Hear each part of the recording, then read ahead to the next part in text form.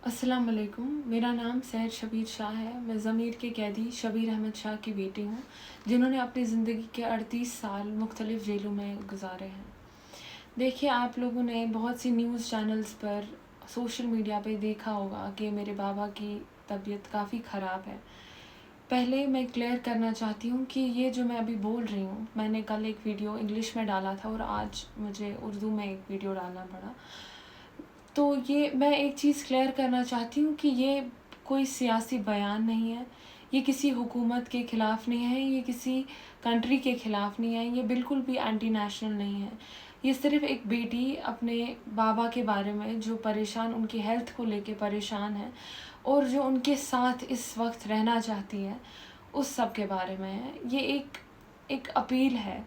और ये मतलब मैं नहीं चाहती कि जैसे इससे पहले भी मैं अपने बाबा का हाईलाइट करती थी कि उनके इतने साल कंप्लीट हो गए जेल में, इतने साल कंप्लीट हो गए।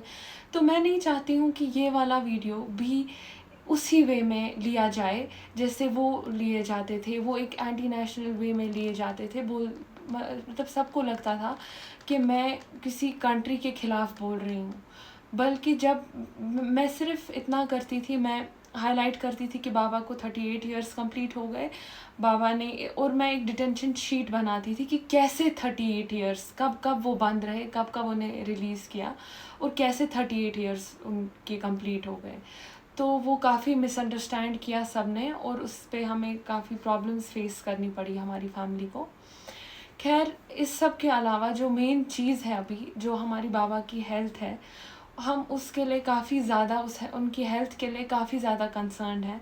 हम चाहते हैं कि अब ठीक है, अगर आप उनको रिलीज़ नहीं करना चाहते हैं, कम से कम उन्हें हाउस अरेस्ट रखें, दिल्ली में ही कहीं पे रखें, जहां हम उनकी अच्छे से केयर कर पाए और उनका ट्रीटमेंट अच्छे से हो पाए और उनको पोस्ट ऑपरेटिव केयर भी मिले, जो ऑपरेशन के बाद सबसे ज़्यादा ज़रूरी होती है।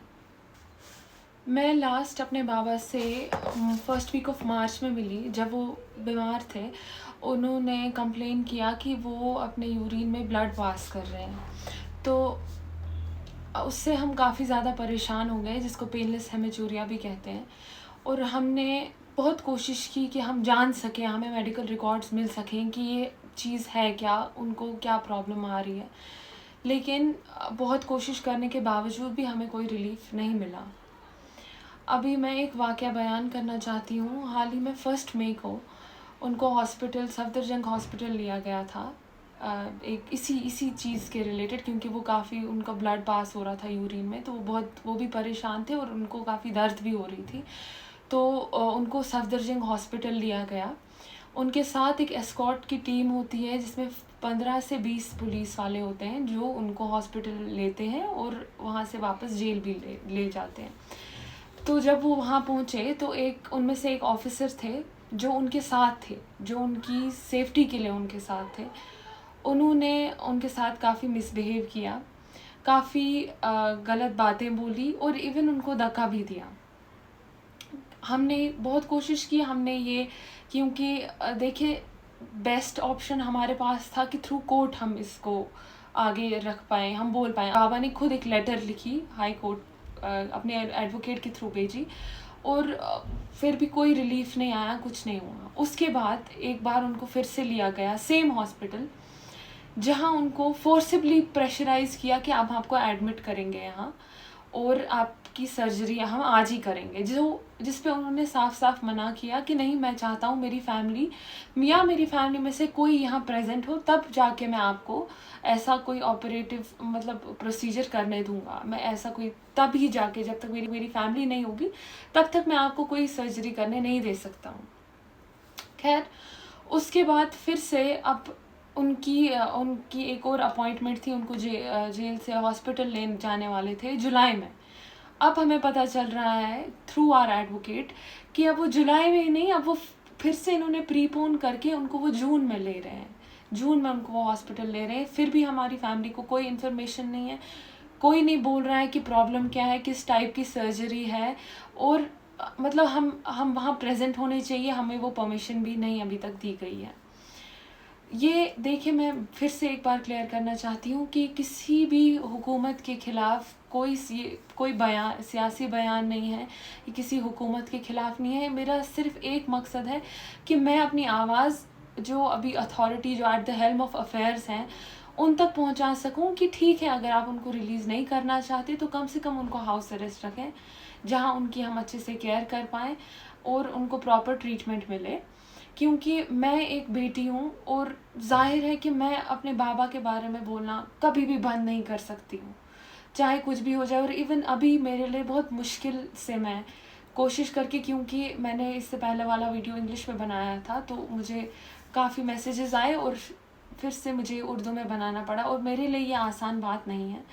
बहुत लोग बोल रहे हैं कि चांसेस हैं कि ये प्रोस्टेट कैंसर है बाबा को, तो ये किसी भी बेटी के लिए एक मामूली बात नहीं है बोलना या इस बारे में सोचना भी। तो मुझे उम्मीद है कि जो मैं बोलना चाहती हूँ वो क्लियर हो और कोई भी मिसअंडरस्टैंडिंग ना हो, कोई भी चीज़ एंटी नेशनल वे में ना ली जाए, कोई भी चीज़ से कोई शोर या हल्ला ना मचाया जाए। ये सिर्फ़ एक अपील है जो उनकी हेल्थ के रिलेटेड है। बाकी जो भी पॉलिटिक्स है, जैसा भी है, वो बाबा की अपनी लाइन है, मैं उसके बारे में कुछ बोलना नहीं चाहती हूँ। वो बहुत साल उन्होंने अपनी ज़िंदगी के जेलों में दिए हुए हैं किसी कॉज़ के लिए, तो मैं उस पे कुछ बोलना नहीं चाहती हूँ। मैं सिर्फ़ और सिर्फ कंसर्न हूँ अपने बाबा को लेके, उनकी तबीयत को लेके, और मैं चाहती हूँ कि जल्द से जल्द उनका ट्रीटमेंट किया जाए, इससे पहले कि देर हो जाए, क्योंकि काफ़ी ऐसे हमारे सामने केसेस हैं जिनमें ऐसे ही नेग्लिजेंस हो गई और फिर खैर फिर जो भी हुआ, तो मैं नहीं चाहती कि गलत वे में ये मैसेज चला जाए।